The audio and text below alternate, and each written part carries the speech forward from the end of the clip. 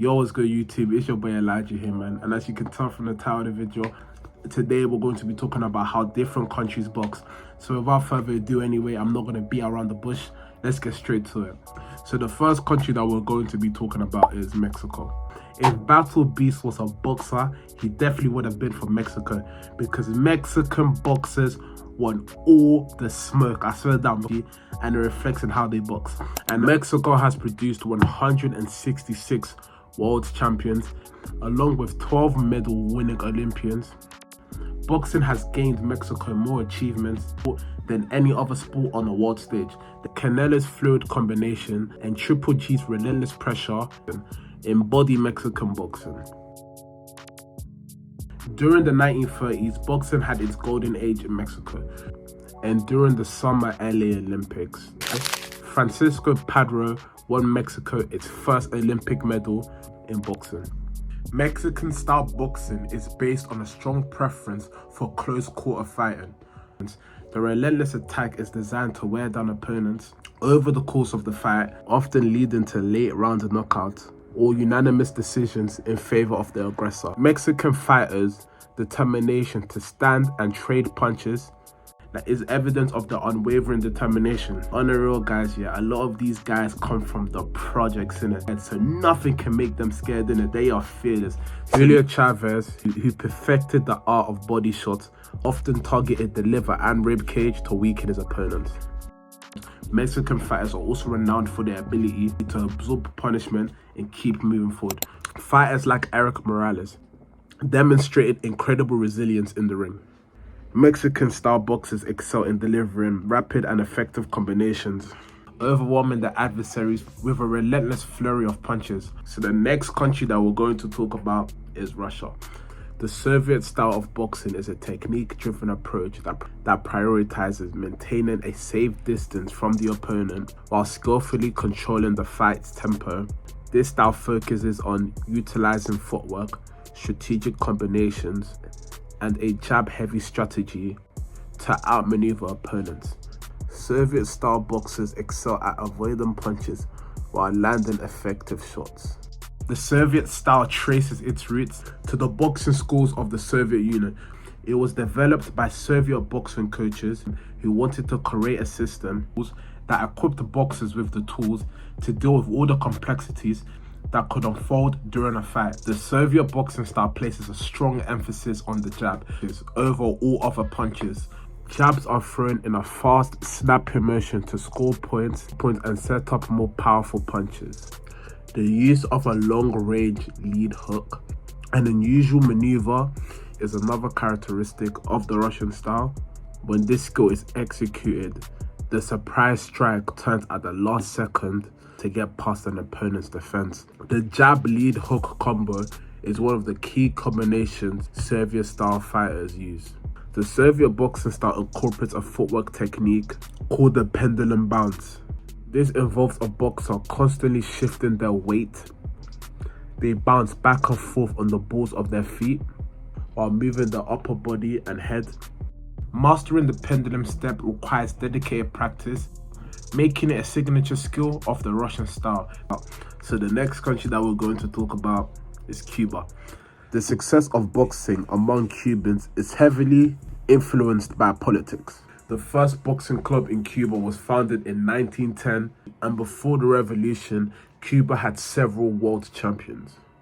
When Fidel Castro outlawed professional boxing, Cuban boxing faced one of its biggest obstacles. The Soviet Union enabled Cuba to nationalize the sport by sending veteran trainer Andrei Shcherbakov, I know I butchered that, allow me, to help with this.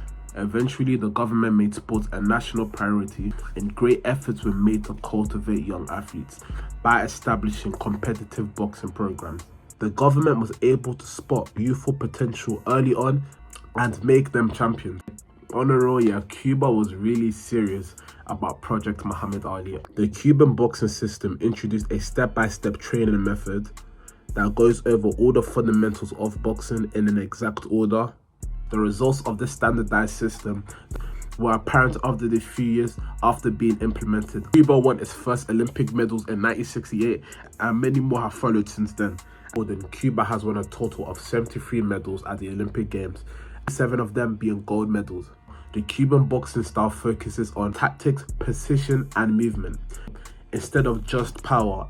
The Cuban boxing system uses a strict program that teaches all the fundamentals, like defense, movement, and proper punching technique. And Cuban footwork is characterized by circular motion.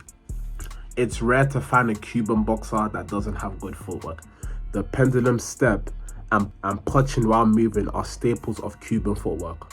Cuban boxers tirelessly practice on their footwork until it becomes part of their muscle memory. And Cuban boxers also prioritize defense over offense. Cuban boxers tend to be challenging to hit thanks to their high guards and active footwork. Cuban boxers rely on the basic jab-cross combination since it's the safest attack to use. They typically only open up their entire arsenal when their opponent is outmatched, hurt, or tired. Cuban boxers learn how to estimate distance and block their opponent's view with their jabs. Instead of throwing a conventional jab, they will throw a pulling jab by extending their lead arm. And although a pulling jab won't injure your opponent, you can keep your lead arm busy and use it to position your feet better. Now let's head over to sweet old Britain. Now, the United Kingdom historically has produced a number of champions who have made a long-lasting impression on the sport. British boxing can trace its lineage to the 18th century, where James Figg emerged as the first recognized champion. In British boxing, a good guard and swift head movement are vital. These tools minimize the risk of taking a heavy hit. The art of clinching is also a key defensive maneuver, buying time and disrupting your opponent's rhythm. British boxing techniques revolve around precise, controlled combination, making every hit count towards a potential knockout.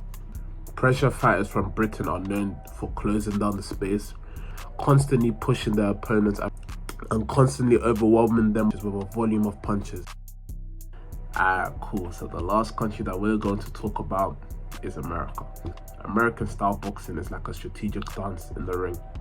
It's about being smart and calculated while you fight, almost like playing a game of chess.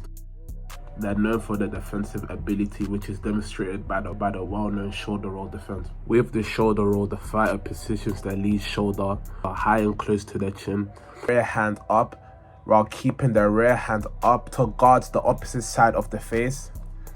The lead hand stays low, often used for counter-punching or creating distance. This stance allows fighters to roll with punches, minimizing the impact by turning their bodies slightly and setting up counter-attacks. The shoulder roll is highly effective but very difficult to master. American boxers typically use a lot of lateral movement, circling around their opponent to create an angle for both offense and defense. Quick footwork allows them to control the distance and avoid being an easy target. For example, boxers like Pernell Whitaker captivated boxing fans across the globe. His exceptional control of angles and seamless head movement made him almost untouchable, highlighting the grace and expertise that define American defensive boxing. Anyway guys, if you made it to the end of this video, I want to say thank you so much. If you enjoyed the video, make sure to like, comment, share, and subscribe here, and I'll catch you guys in the next one.